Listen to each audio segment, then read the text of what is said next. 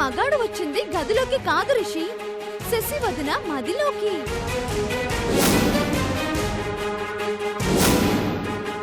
ఎవరికీ రాని ఆలోచన నీకొచ్చినదమ్మా. వెంటనే నా కూతురికి మంచి సంబంధం చూసి పెళ్లి చేసి పంపించేస్తాను.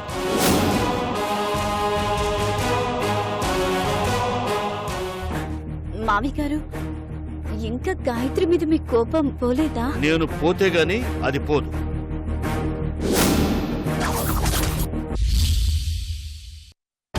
కూతురు మీద కొంచెమైనా కనికరం చూపించండి మామి గారు. నా కూతురు చచ్చిపోయిందని చెప్తుంటే మీకు అర్థం కావడం లేదా? వదినా, మీరు వెళ్ళిపోయారంటే నన్ను కిరణ్ని ఎవరు కాపాడలేరు. వెళ్ళొద్దునా. అమ్మా సునంద, ఎక్కువ సమయం లేదు, బయలుదేరు. మీ కాళ్ళు పట్టుకుంటాను నాన్నగారు. నేను ఈ సమస్య నుంచి బయటపడేంత వరకు అతన్ని తీసుకువెళ్ళకండి నాన్నగారు. అమ్మా సునంద, బయలుదేరుతావా లేదా? ఇంకొకసారి ఆలోచించండి మావయ్య. ఆ రోజు కూడా నా మాట కాదని పెళ్లి జరిపించావు. ఈ రోజు కూడా నా మాటని గౌరవించనంటున్నావు. నీకు అది కావాలో నేను కావాలో తేల్చుకో సునంద.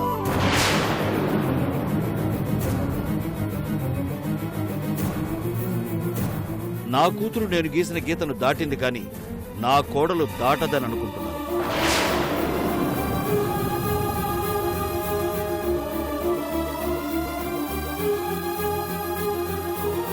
బాలాజీ, కన్న కూతుర్నే వదులుకున్నవాడిని, కోడల్ని వదులుకోవడానికి ఆలోచించను. నీ భార్య వస్తుందో రాదో అడుగు. వస్తుంది నాన్నగారు.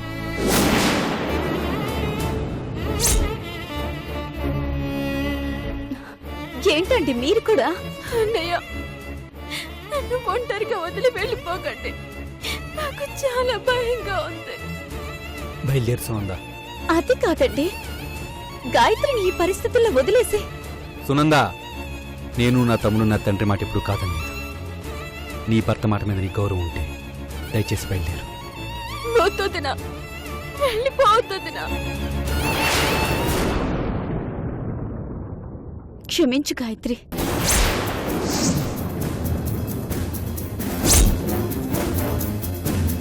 క్షమించమని అడగడానికి కూడా నా మనసు అంగీకరించడం లేదు. మనసు కంటే మామయ్య గారి మాటకి శక్తి ఎక్కువ. అందుకే నీకిచ్చిన మాట తప్పి నిన్ను మోసం చేసి వెళ్ళిపోతున్నాను.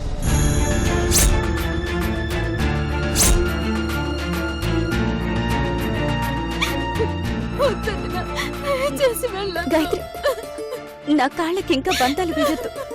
లే.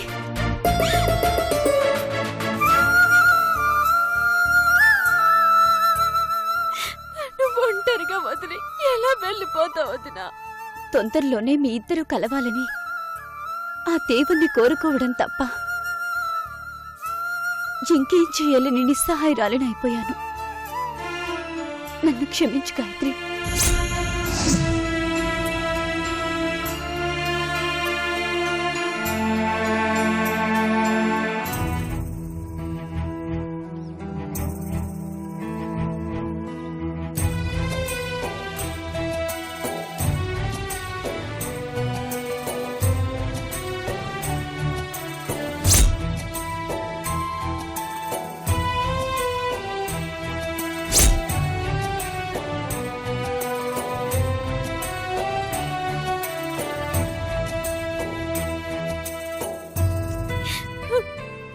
ఇలాంటి పరిస్థితిలో ఉంటే మీకు కొంచెం కూడా జాలి కనికరం అనిపించడం లేదా?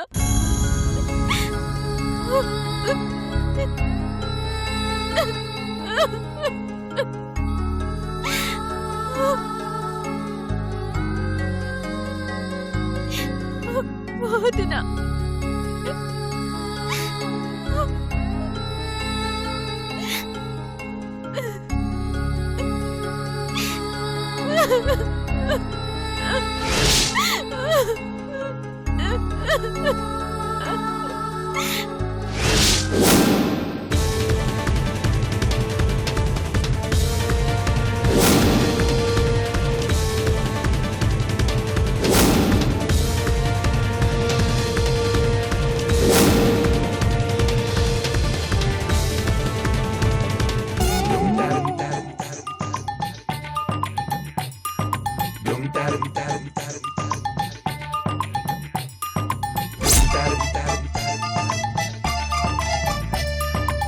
ఒరేయ్, పక్షవాతం వచ్చినోడిని ఎందుకురా పదే పదే ఇలా తిప్పుతారు? శేషమ్మ నీతో ఏదో ఇంటర్వ్యూ చేయాలంట.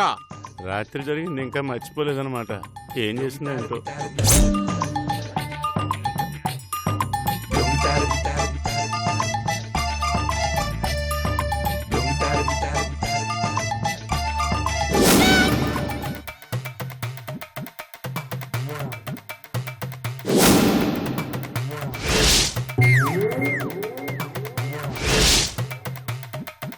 పిలిచారంట. రాత్రి ఏం చెప్పావో ఒక్కసారి గుర్తు తెచ్చుకోమ్మా. ఎందుకొచ్చావురా నా గదిలోకి? నేనెప్పుడొచ్చాను తల్లి? ఇందాకొచ్చి నా బొమ్మ గీలే. చెయ్యి గాలు పడిపోయినోడిని బొమ్మ ఎలాగెత్తానమ్మా?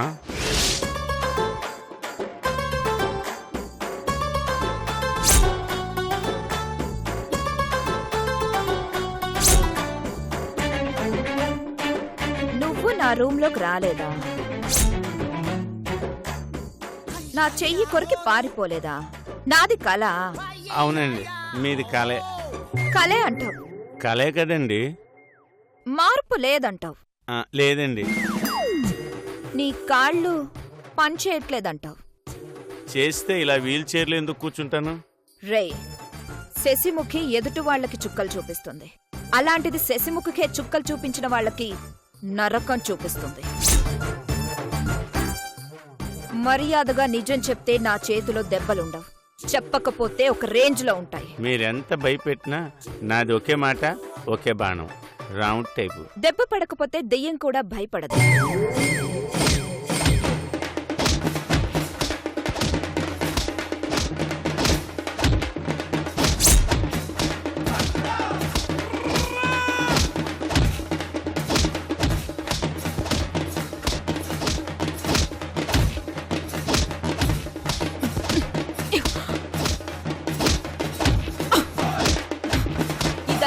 ఆ శ్వేత స్కెచ్ కదూ?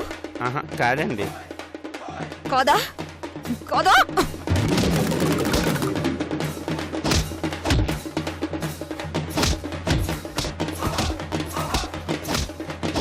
నీకెందుకమ్మా శ్రమ?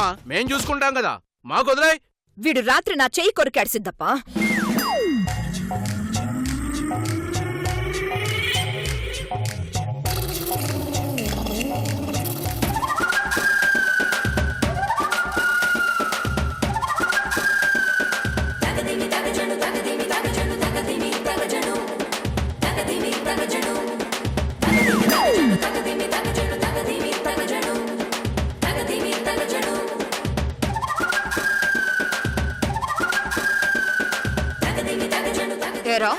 ఇలా ఘాట్లు పడిన నొప్పి అనిపించట్లేదా?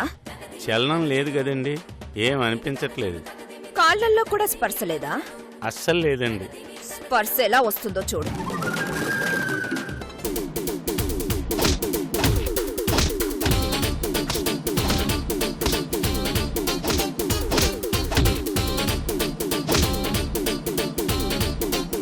నువ్వెంత కొట్టినా లేవడమ్మా. మా కళ్ళెదురుగానే వీడు కాళ్ళు చేతులు పడిపోయాయి. సిద్ధప్ప, వీడి గురించి మీకు తెలీదు. వీడు బొమ్మల కన్నా డ్రామాలు ఎక్కువ వేస్తాడు. మంచి నటుడు. సినిమాలోకి వెళ్తే మంచి ఫ్యూచర్ ఉంటుంది. రే ఆర్టిస్టు, నా దగ్గర ఇలాంటి చిన్న చిన్న పనిష్మెంట్లే కాదు, గరుడ పురాణంలో ఉండే ఘోరమైన పనిష్మెంట్లు కూడా ఉన్నాయి. నువ్విప్పుడు నిజం చెప్పకపోతే గరుడ పురాణం ఓపెన్ చేయాల్సి వస్తుంది. మీరు కొట్టినా తిట్టినా నాకేం తెలీదండి. తెలీదా? తెలీదా?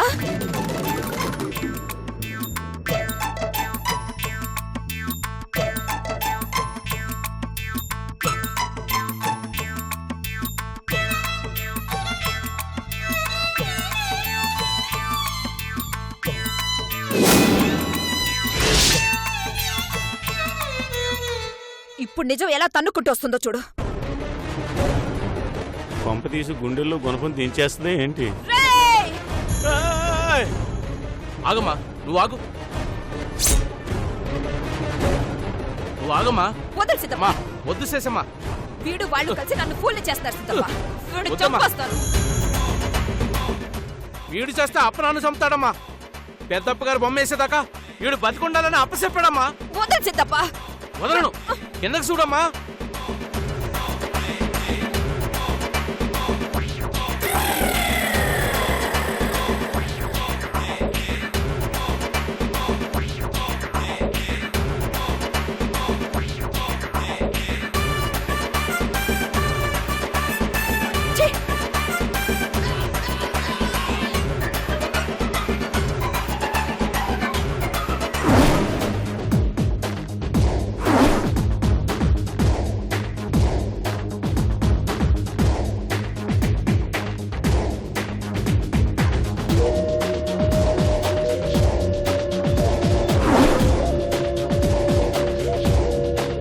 రమ్మంటే రానన్నావంట. అది కాదు సార్, నా కూతురు ఒంట్లో బాగోలేదు, హాస్పిటల్కి తీసుకెళ్ళాలి. స్టేషన్కి వచ్చి సంతకం పెట్టి అప్పుడు నీ కూతుర్ని హాస్పిటల్కి తీసుకెళ్ళు. ఈలోగా పాపకేదైనా అయితే నేను తట్టుకోలేను సార్. రై, నీ కూతురికి ఈ భూమి మీద బిర్యానీ తినే రాత ఎంతవరకుంటుందో అంతవరకే ఉంటుంది. అర్థమైందా? అందరూ మీలా ఉండలేరు కదా.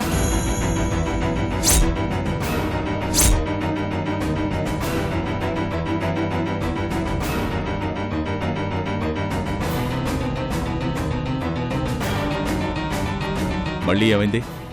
మీరు నాకు భర్త స్థానంలో లేకపోయినా నా కూతురికి తండ్రి స్థానంలో ఉన్నారని చెప్పి మీ ఫోటో ఇంట్లో పెట్టుకున్నాను.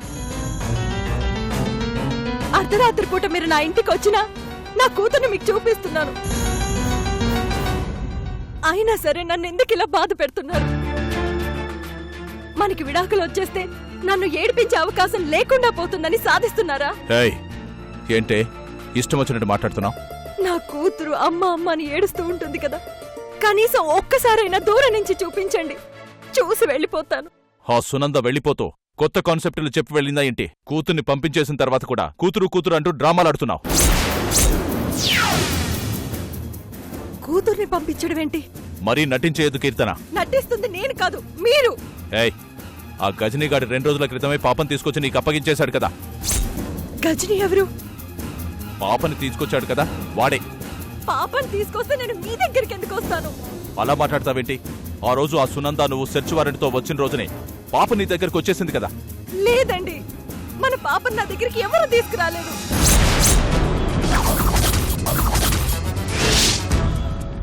పాప నా దగ్గరుంటే నేను ఏడవలసిన అవసరం ఏముంది?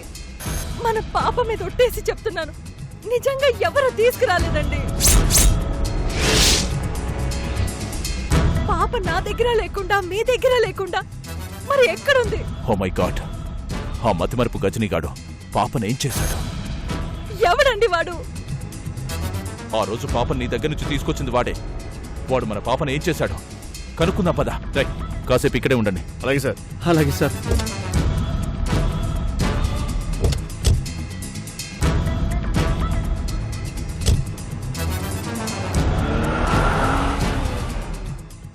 డబ్బు చెట్ల కాయడం లేదు సిద్ధప్ప.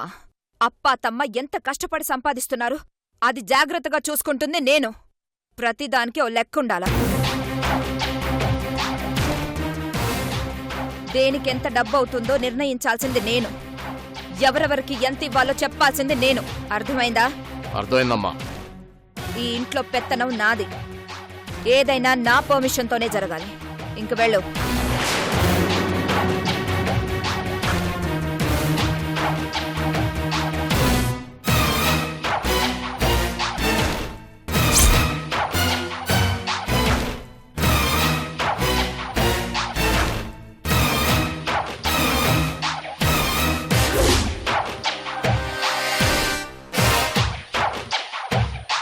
మనం వ్యాపారంలో 4 అడుగులు వెనక్కేసామంటే మన స్థానాన్ని మరొకడు ఆక్రమించుకుంటాడు.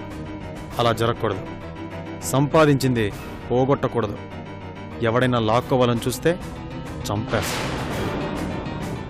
పేదల రక్తం తాగి సంపాదించిన ఆస్తుల మీద నీకు నీ తండ్రికి చాలా మమకారం ఉంది. పోగొడతా, అవన్నీ పోగొడతా. ఆ భిక్షు మనుషులు మావయ్య గారు టాబ్లెట్ వేసుకున్నారా? వేసుకున్నానమ్మా. కాఫీ తీసుకోండి. పనివాళ్ళు ఉన్నారు కదమ్మా, నీకెందుకు శ్రమ? తానే స్వయంగా సేవలు చేస్తే శ్వేతకు ఆనందంగా ఉంటుందప్ప. ఏమంటావు శ్వేత? అవును రిషి. ఆ పనికి మాలిన సాధనని నీ మాదిరి ఎప్పుడు చూడలేదమ్మా. ఇప్పుడు దాని గురించి ఎందుకప్పా? మావయ్య గారు వంటలేం చేయమంటారు? నీ చేతో ఏం చేసినా అమృతంలా ఉంటదమ్మా. నీ ఇష్టం వచ్చినట్టు చెయ్యి. మావయ్య గారు, ఏంటమ్మా? ఒక 1000 రూపాయలుంటే ఇవ్వండి, సరుకులు తెప్పిస్తాను. తాళాలు శశి దగ్గర ఉంటాయమ్మా. సరుకులతో పాటు ఇంట్లోకి కొన్ని వస్తువులు కొనాలి. వాటికి కూడా కొంత డబ్బు అవసరం అవుతుంది. శశిని అడిగి తీసుకోమ్మా. తాళాలు శశి దగ్గరే ఉంటాయి. అలాగే మావయ్య.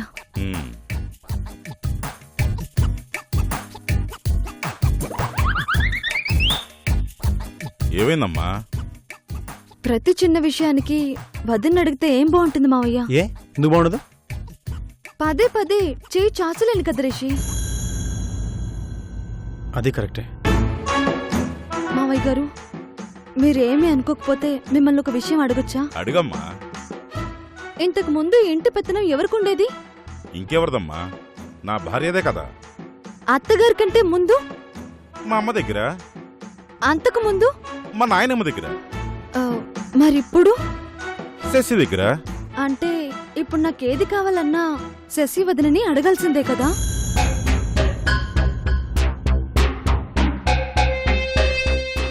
ఈ ఇంటికి ఏకైక కోడలు మాట మాటికి తన వదిన దగ్గర చేయి చాచడం బయట వాళ్ళు చూస్తే మీకెంత అమర్యాదో ఆలోచించండి.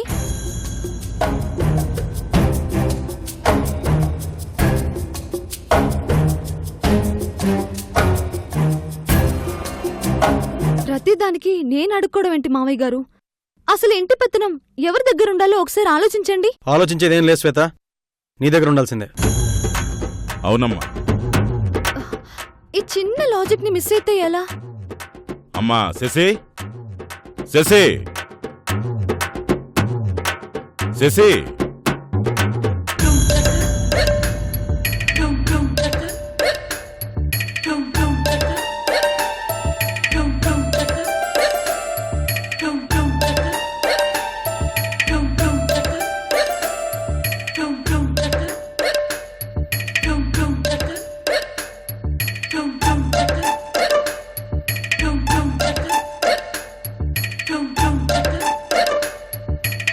ఏంటప్పా? ఒక ముఖ్యమైన విషయం మాట్లాడాలమ్మా. చెప్పప్పా. ఈ ఇంటి పెత్తనం మొన్నటి వరకు మీ అమ్మ దగ్గరుండేది, అంతకుముందు మీ నానమ్మకుండేది, అంతకుముందు మీ తాతమ్మకుండేది. ఇప్పుడు ఆ విషయాల గురించి ఎందుకప్పా? ఇప్పుడు ఆ పెత్తనం నీకుంది. అవును, అయితే పెత్తనం ఇంటి కోడలకిస్తే బావుంటుంది కదమ్మా.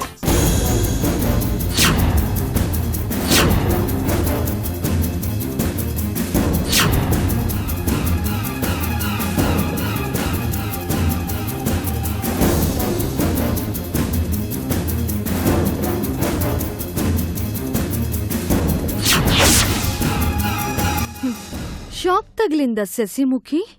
పెత్తనం లాక్కోడానికి ప్లాన్ చేశావన్నమాట. నువ్వు అత్తారింటికి వెళ్ళాక పెత్తనం నీకు రావడం ఎంత న్యాయమో, ఇప్పుడు పెత్తనం శ్వేతకు రావడం కూడా అంతే న్యాయం అక్క.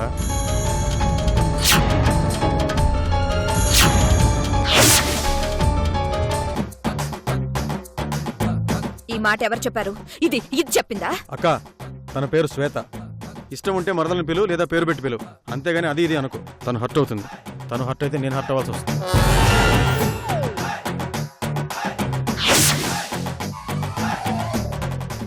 శ్వేత మనింటి కోడలైనప్పుడు, శ్వేత కడుపులో పెరుగుతున్నది మనింటి వారసుడైనప్పుడు పెత్తనం కోడల పిల్లకిస్తే తప్పేం లేదమ్మా.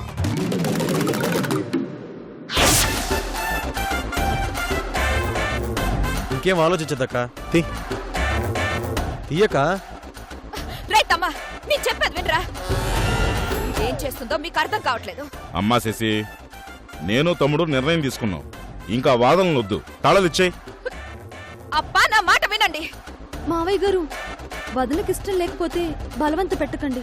ఎందుకంటే ఒకరు పెత్తనం మరొకరు లాక్కుంటే ఏ మనిషికైనా పంతం పెరుగుతుంది.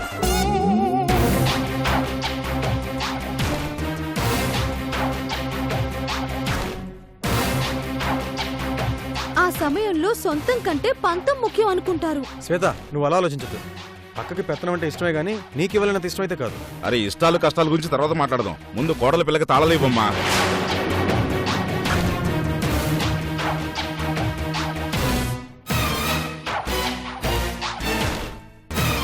ఇవ్వక.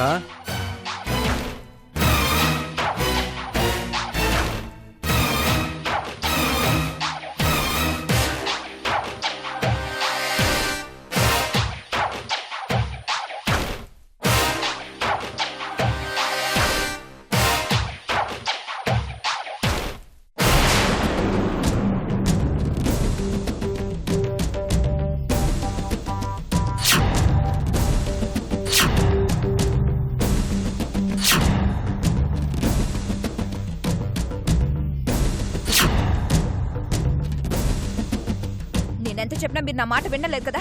ఏదో ఒకటి తగలడండి. ఆగు ఋషి. వదిన గారు, ఒక్క నిమిషం. మీరు విసిరేసింది తాళాలని కాదు, ఈ ఇంటి గౌరవాన్ని, మర్యాదని, పరువుని, ప్రతిష్టని.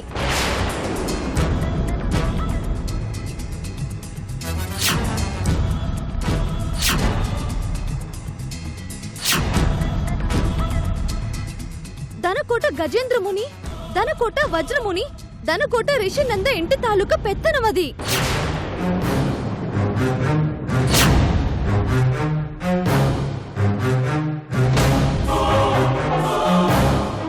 మహారాణులకి కిరీటమెంతో ఇంటి కోడళ్లకు ఈ పెత్తనం అంతా.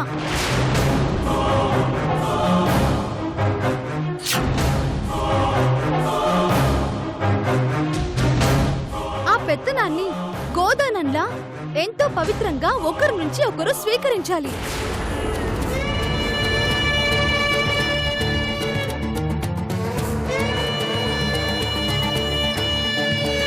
మీరు అలా కింద పడేస్తే ఎలా వదిలిగారు? ఇదేం భిక్ష కాదు కదా.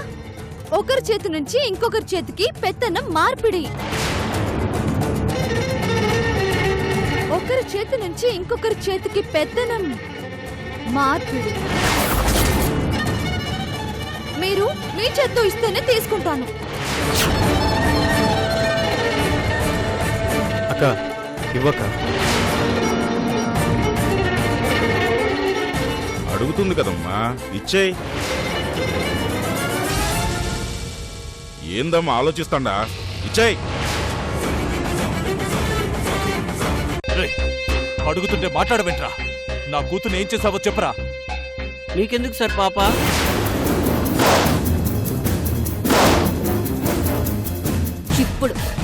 ఇప్పుడు అసలైన ఆట మొదలు పెడతాను.